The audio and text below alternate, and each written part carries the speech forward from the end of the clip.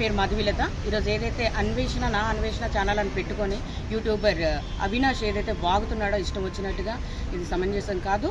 Bharatiya Janata party తరపు నుంచి కానీ, విశ్వ హిందూ పరిషత్ తరపు నుంచి కానీ వాటిని ఎట్టి పరిస్థితుల్లో కూడా ఎక్స్క్యూజ్ చేయదలుచుకోలేదు.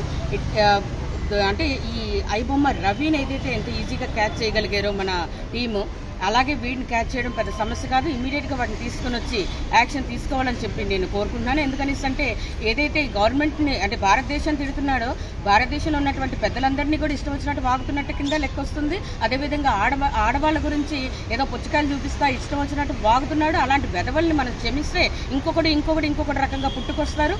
సో ఇటువంటి వాళ్ళకి అవకాశం స్టార్టింగ్లోనే మనం కట్ చేయాలి. కాబట్టి గవర్నమెంట్ తరఫు నుంచి ఇమీడియట్గా యాక్షన్ తీసుకోవాలి. వాటిని పట్టి ఇంటెలిజెన్స్ ఆఫీసర్స్ కానీ మిగతా డిపార్ట్మెంట్ వాళ్ళు కానీ ఇమీడియట్ యాక్షన్ తీసుకోకపోతే కనుక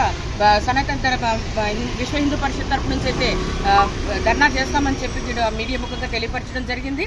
సో అదేవిధంగా మేమంతా కూడా యాక్షన్ సీరియస్గా తీసుకోవాలని చెప్పి కోరుకుంటున్నాము. ఏదైతే సపోర్టర్స్ చేస్తున్నారో, అతను మాట్లాడే వాక్యాలకు ఎవరైతే సపోర్టర్స్ చేస్తున్నారో వాళ్ళకి కూడా ఇమ్మీడియట్గా యాక్షన్ తీసుకోవాలని చెప్పి నేను కోరుకుంటున్నాను.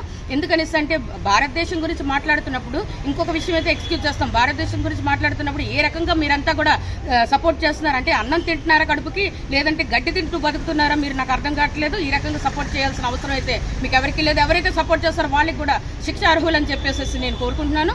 అండ్ అదేవిధంగా ఇష్టం వచ్చినట్టు ఏదైతే వాగుతున్నాడో వాడికి శిక్ష ఎలా ఉండాలంటే, రెండో మనిషి నోరు ఇప్పాలంటే భయపడాలి. భారతదేశం గురించి కానీ, భారతదేశంలో ఉన్నటువంటి ఆడవాళ్ళ గురించి కానీ మాట్లాడాలంటే భయపడే విధంగా శిక్ష ఉండాలి. వాడు ఆ శిక్షను కళ్ళారా చూడాలి అనేసి అంటే, వాడికి ఏ పార్ట్ అయితే వాగిందో, నాలిక ఏదైతే వాగిందో ఆ నాలికని తీసి ముందు కోసి పక్కన పెట్టి వాడి చేతిలోనే ముందు పెట్టాలని చెప్పి నేను కోరుకుంటున్నాను. ఎందుకంటే అంత వరస్ట్గా మాట్లాడిన వెదకి ఉరి శిక్ష తీసేసో లేకపోతే ఇమ్మీడియట్గా అరెస్ట్ చేసో వాడికి అవకాశం మనమైతే ఇవ్వదలుచుకోలేదు, ఇవ్వకూడదు కూడా.